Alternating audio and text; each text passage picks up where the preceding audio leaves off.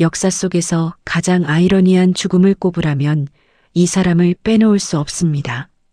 그는 자신의 사상으로 진시황이 천하를 통일하는데 결정적인 역할을 했습니다. 하지만 정작 자신은 진나라 감옥에서 독을 마시고 죽었습니다. 그것도 같은 스승 아래서 공부한 동창에게 모함을 받아서. 한비, 전국시대 한나라의 왕족 출신으로 법과 사상을 집대성한 철학자이자 사상가입니다. 말을 더듬어 유창하게 말하지 못했기에 글로 모든 것을 표현했고 그 글이 진시황을 감동시켰으며 결국 그 글이 그를 죽음으로 이끌었습니다. 오늘은 말 대신 글로 역사를 바꾼 비운의 천재 한비의 이야기를 시작합니다. 한비는 한나라의 왕족 출신이었습니다. 왕실의 피를 타고났다는 것은 어릴 때부터 좋은 환경에서 공부할 수 있었다는 것을 의미했습니다. 그런데 한비에게는 특이한 점이 있었습니다. 말을 더듬었다는 것입니다. 말더듬이라는 것이 당시에 얼마나 불리한 조건이었는지를 생각해 봐야 합니다. 전국시대는 말 잘하는 사람들의 전성시대였습니다. 소진과 장애 같은 종행가들이 말 한마디로 제후들을 움직이고 나라의 운명을 바꾸던 시대였습니다. 이 시대에 말을 더듬는다는 것은 정치가로서 치명적인 약점이었습니다. 하지만 한비는 이 약점을 전혀 다른 방식으로 돌파했습니다. 말로 표현하지 못하는 것을 글로 표현하기 시작한 것이었습니다. 그것도 누구보다 정밀하고 날카롭게. 한비가 순자의 제자였다는 기록이 있습니다. 순자는 육아의 전통을 이으면서도 매우 현실적이고 합리적인 사상을 전개한 인물이었습니다. 한비는 이 순자 아래서 공부하면서 인간과 사회, 권력에 대한 깊은 통찰을 쌓았습니다. 그런데 같은 스승 아래서 공부한 동창이 한 명 있었습니다. 바로 이사였습니다. 이사는 나중에 진나라의 재상이 되어 진시황의 천하통일을 보좌하는 인물입니다. 그리고 이 이사가 나중에 한비의 운명을 결정짓게 됩니다. 한비가 공부를 마치고 고향 한나라로 돌아왔을 때 그는 자신의 나라가 얼마나 심각한 위기에 처해 있는지를 목격했습니다. 한나라는 전국시대 칠웅 중에서 가장 약한 나라였습니다. 영토도 작고 군사력도 약했습니다. 그리고 서쪽에서는 진나라가 날마다 강해지며 주변 나라들을 집어삼키고 있었습니다. 한나라는 언제 진나라에 멸망당할지 모르는 절박한 상황이었습니다. 한비는 이 위기를 해결하기 위해 왕에게 여러 차례 건의를 올렸습니다. 나라를 어떻게 개혁해야 하는지, 어떤 법률을 세워야 하는지, 인재를 어떻게 등용해야 하는지. 그의 주장은 명확하고 구체적이었습니다. 그런데 한나라 왕이 듣지 않았습니다. 이 좌절이 한비에게 어떤 감정을 남겼을지는 나중에 그가 쓴 글들에서 드러납니다. 한비는 고분이라는 글에서 이렇게 썼습니다. 뛰어난 사람이 쓰이지 못하는 이유는 그의 능력이 부족해서가 아니라 능력을 알아보는 사람이 없기 때문이다. 이 글에는 자신의 재능이 쓰이지 못하는 것에 대한 깊은 좌절이 담겨 있었습니다.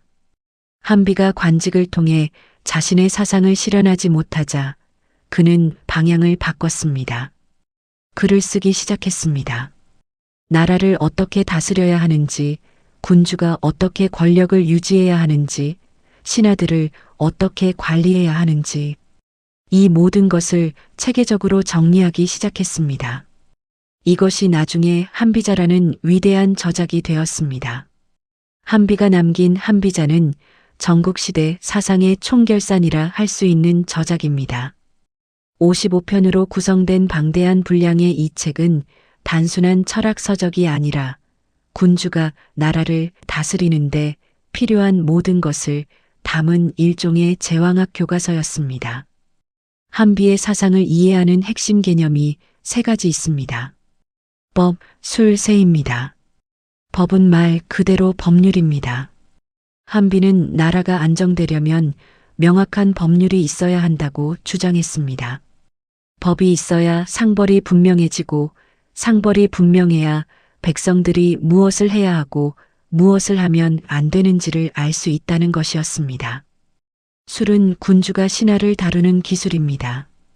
군주가 신하에게 권력을 빼앗기지 않으면서 효과적으로 나라를 다스리는 방법.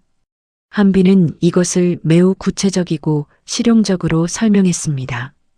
신하의 말과 행동을 비교하여 진위를 판단하는 방법, 신하들이 서로 감시하게 만드는 방법, 군주가 자신의 진짜 생각을 숨기는 방법 등이 여기에 포함됩니다. 세는 권력의 위세입니다. 군주의 명령이 효력을 발휘하는 것은 그 명령을 내리는 사람이 군주이기 때문입니다. 즉, 지위 자체가 가진 힘이 세입니다. 한비는 아무리 현명한 사람도 군주의 자리에 있지 않으면 영향력을 발휘하기 어렵다고 보았습니다. 이 세 가지 개념을 통합한 것이 한비의 가장 큰 공헌이었습니다.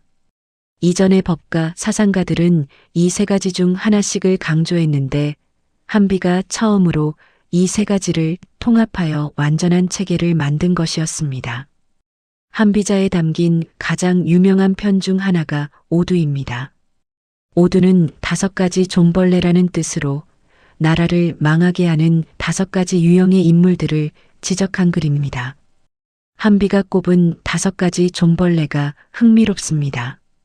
첫 번째는 학자들입니다. 한비는 육아학자들이 선왕의 도를 들먹이며 현실과 동떨어진 말을 하고 군주의 마음을 어지럽힌다고 비판했습니다. 이 부분이 매우 도발적입니다. 당시 육아는 가장 주류적인 학파였는데 한비가 이것을 정면으로 비판한 것이었습니다. 두 번째는 변사들입니다. 말 잘하는 사람들이 실제 능력과 무관하게 허황된 말로 군주를 현혹한다는 것이었습니다. 세 번째는 혁객들입니다. 사사로운 의리를 위해 법을 어기는 사람들이었습니다. 네 번째는 군주의 측근 귀족들이었습니다. 실력 없이 지위를 이용해 사사로운 이익을 챙기는 자들이었습니다. 다섯 번째는 상공인들이었습니다. 물건을 쌓아두고 기회를 노려 폭리를 취하는 자들이었습니다. 이 오두 중에서 가장 주목을 받는 것이 첫 번째 학자에 대한 비판입니다.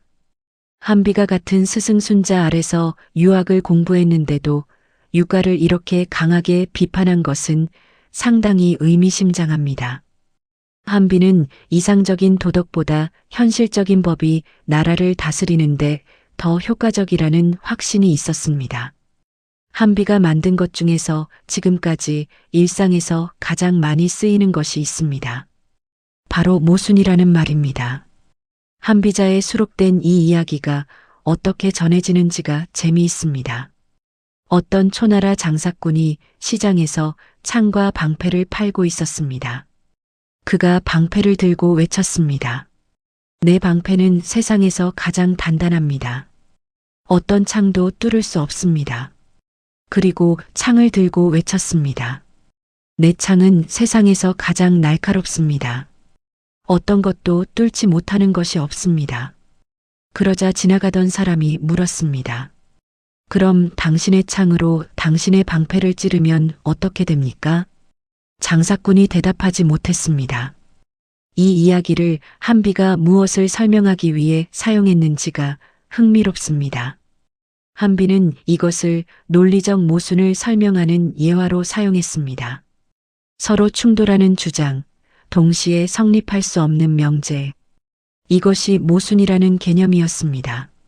모순이라는 말이 지금도 일상에서 쓰인다는 것이 한비의 영향력을 보여줍니다. 수천 년 전 한나라의 왕족이 쓴 글 속의 이야기가 지금 한국어 일상에서도 살아있는 것입니다. 한비가 만든 또 다른 유명한 이야기가 있습니다. 수주대토입니다. 구루터기를 지키며 토끼를 기다린다는 뜻입니다. 이야기는 이렇습니다. 송나라의 한 농부가 밭을 갈고 있었습니다.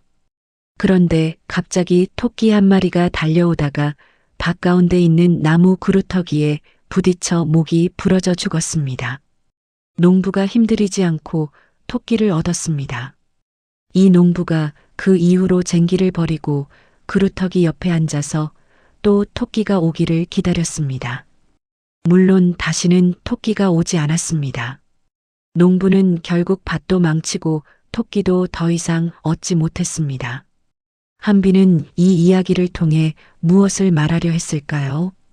한번 우연히 성공한 방법을 계속 고수하는 어리석음을 비판한 것이었습니다.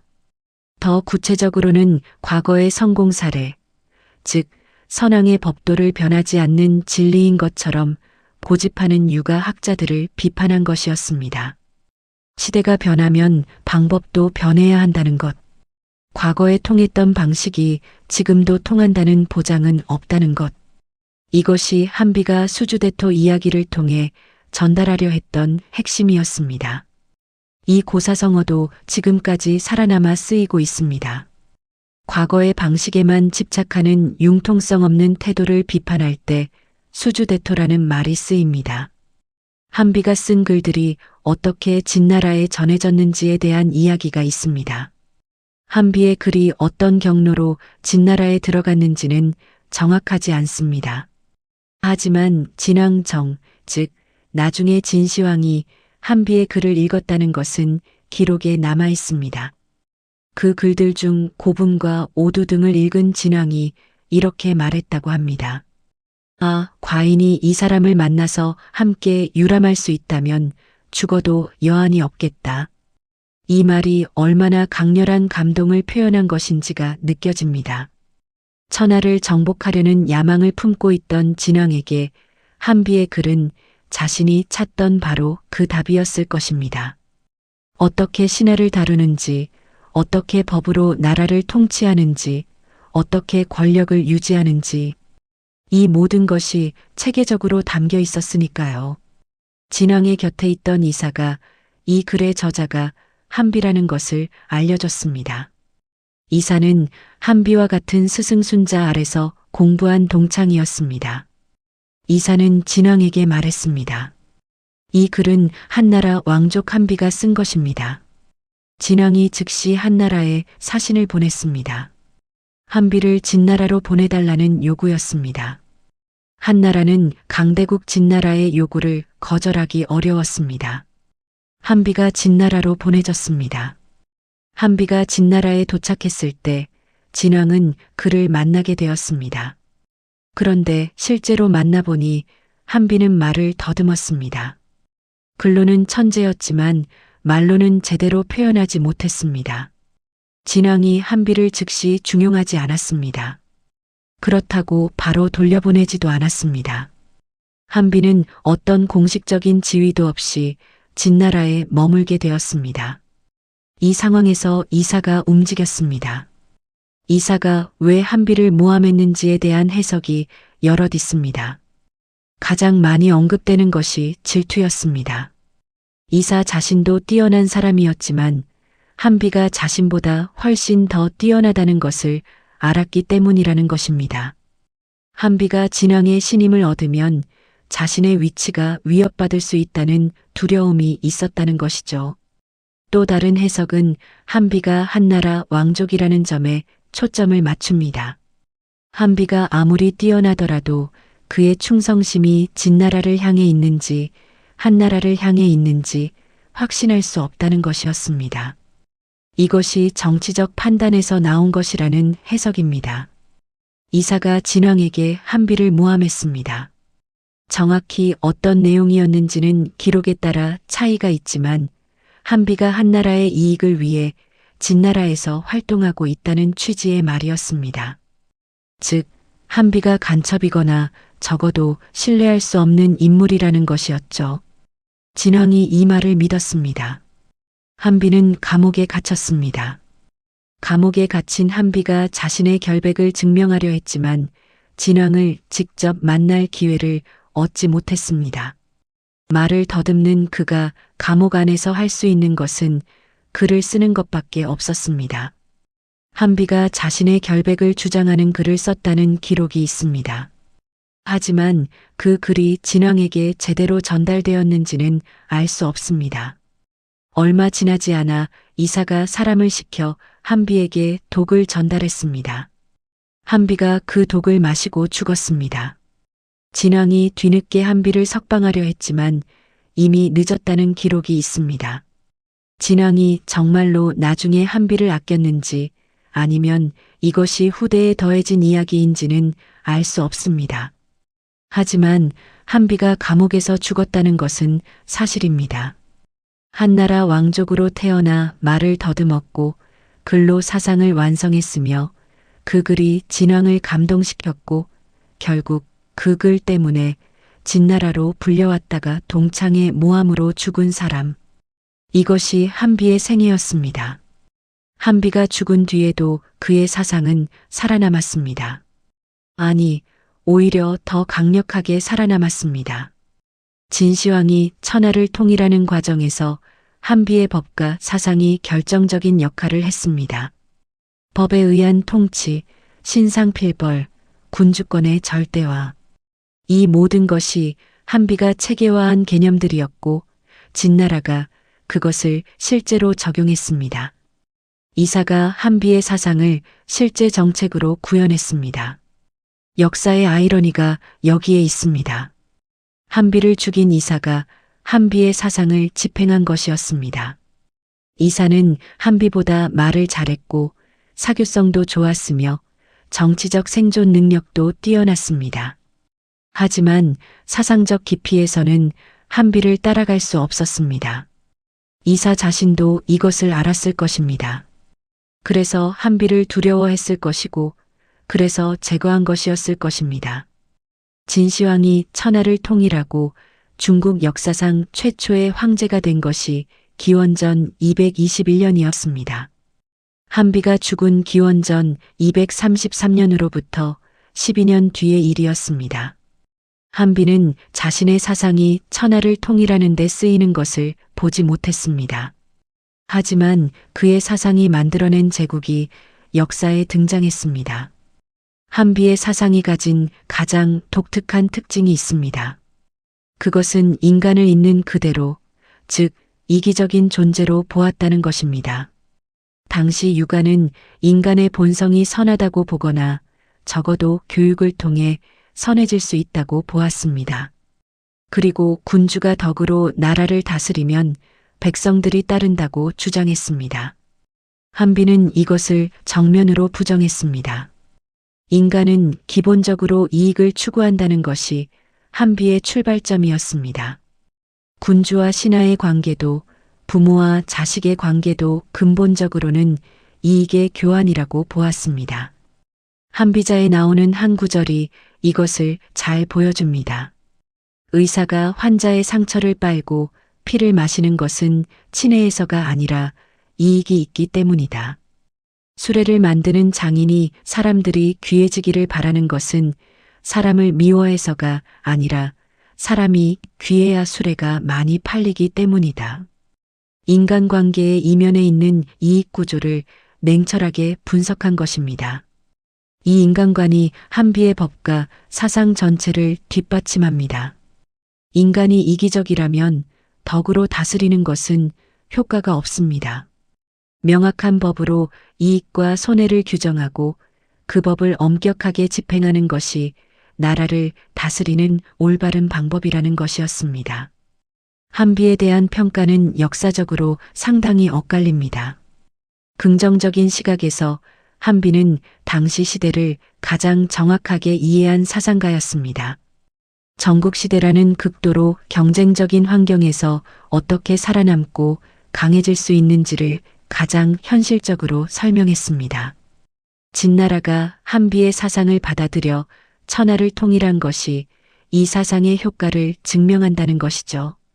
부정적인 시각에서 한비의 사상은 지나치게 냉혹하고 도덕성이 결여되어 있다는 비판을 받습니다. 인간을 이기적 존재로만 보고 법과 형벌로만 다스리려 한다는 것입니다.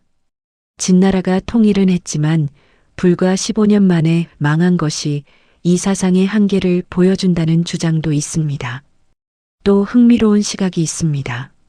한비가 왜 자신의 나라인 한나라를 구하지 못했는가에 대한 것입니다. 그는 나라를 다스리는 방법에 대해 그 누구보다 정확한 이론을 가지고 있었지만 정작 자신의 나라를 설득하는 데는 실패했습니다. 말을 더듬어 직접 설득하지 못했고 그를 통해 건의했지만 무시당했습니다. 이것이 아이러니이기도 하고 한비 사상의 한계이기도 합니다. 아무리 좋은 사상도 그것을 실현할 수 있는 정치적 환경이 없으면 소용이 없다는 것이죠. 사마천이 사기에서 한비를 어떻게 평가했는지가 흥미롭습니다. 사마천은 노자와 한비를 같은 전기에서 다루었습니다. 노자한비열전이라는 제목이 보여주듯이 사마천은 한비를 노자의 사상과 연결된 인물로 보았습니다. 이것이 의외일 수 있습니다. 노자는 무의자연을 주장했는데 한비는 철저한 법치를 주장했으니까요. 하지만 사마천이 보기에 두 사람 모두 인간과 사회의 본질을 꿰뚫어 본다는 점에서 연결되었을 것입니다. 사마천은 한비가 말을 더듬었다는 것을 기록했습니다. 그리고 그 때문에 글로 뜻을 펼쳤다는 것도 사마천 자신도 죄를 받아 궁영이라는 치욕을 당하면서 역사를 기록했습니다. 어쩌면 사마천은 한비에게서 자신과 비슷한 처지, 즉 세상이 알아주지 않아도 글로 자신의 뜻을 표현하려 했던 사람의 모습을 보았을지도 모릅니다. 사마천은 한비가 이사의 모함으로 죽었다는 것도 기록했습니다. 그리고 이것이 안타까운 일이었다는 뉘앙스를 담았습니다. 재능 있는 사람이 시기를 받아 죽는 것. 이것이 사마천이 역사에서 반복해서 보았던 비극이었습니다. 한비와 이사의 관계가 흥미롭습니다. 같은 스승순자 아래서 공부한 두 사람이 완전히 다른 길을 걸었습니다. 이사는 출세를 위해 진나라를 선택했습니다. 순자 아래서 공부를 마친 뒤 이사가 말했다고 합니다. 저는 지금 진나라에 가서 기회를 잡겠습니다. 기회를 잡을 수 있을 때 잡지 않는 것이 가장 큰 치욕입니다. 이것이 이사라는 인물의 실용주의적 면모를 잘 보여줍니다. 반면 한비는 고향 한나라로 돌아갔습니다. 왕족 출신이었기 때문에 한나라에 대한 의무감이 있었는지 아니면 자신의 사상을 고향 나라에서 실현하려 했는지는 알 수 없습니다. 하지만 결과적으로 한나라에서 인정받지 못하고 글을 쓰는데 몰두했습니다. 두 사람이 진나라에서 만났을 때 어떤 대화를 나눴는지에 대한 기록은 없습니다. 오랜 동창이 다시 만난 것이었습니다. 이사는 이미 진나라의 고위직에 있었고 한비는 공식적인 지위가 없었습니다. 두 사람이 서로를 어떻게 생각했을지를 상상해 봅니다. 이사는 한비를 두려워했을 것입니다. 한비는 이사를 어떻게 보았을까요? 기록에는 없습니다. 이사는 진나라 건국 이후 재상으로 오랫동안 권세를 누렸습니다. 하지만 그의 최후도 좋지 않았습니다. 진시황이 죽은 뒤 황간 조고에게 모함을 받아 죽임을 당했습니다. 한비를 모함한 것처럼 이사도 모함을 받은 것이었습니다. 역사가 이사에게 가한 심판이었는지 아니면 그 시대의 정치가 원래 그런 것이었는지 어쨌든 한비와 이사 두 사람 모두 비극적인 최후를 맞았습니다. 한비의 개인적인 삶에 대한 기록은 많지 않습니다. 하지만 그가 남긴 글들에서 그의 내면을 어느 정도 읽을 수 있습니다. 한비는 분명히 냉철하고 분석적인 사람이었습니다. 그의 글들이 감정적이지 않고 논리적입니다. 사례를 들고 논리를 전개하고 결론을 내립니다. 이것이 그의 사고방식이었을 것입니다. 하지만 동시에 한비는 세상에 대한 깊은 좌절감을 가지고 있었습니다. 고분이라는 글에서 그 좌절이 느껴집니다. 뛰어난 사람이 쓰이지 못하고 어리석은 사람이 등용되는 세상에 대한 비판. 이것은 추상적인 사회 비판이기도 하지만 동시에 자신의 개인적인 좌절을 담은 것이기도 했습니다. 말을 더듬는 것이 그에게 어떤 의미였을지를 생각해 봅니다. 철학자이자 사상가로서 자신의 생각을 말로 표현하지 못한다는 것이 얼마나 답답한 일이었을까요? 그 답답함이 오히려 글쓰기에 더 집중하게 만들었을 것입니다. 한비자가 그토록 치밀하고 정교한 것이 어쩌면 말로 표현하지 못한 것을 글로 보상받으려는 노력이었는지도 모릅니다. 진나라 감옥에서 독을 받았을 때 한비는 어떤 생각을 했을까요? 자신의 사상이 진왕에게 인정받았지만 정작 자신은 죽게 되었다는 것에 대한 분노였을까요? 이사에 대한 원망이었을까요? 아니면 인간 본성의 이기적임을 증명하는 또 하나의 사례를 자신이 직접 겪고 있다는 씁쓸한 인식이었을까요? 기록은 그것을 말해주지 않습니다.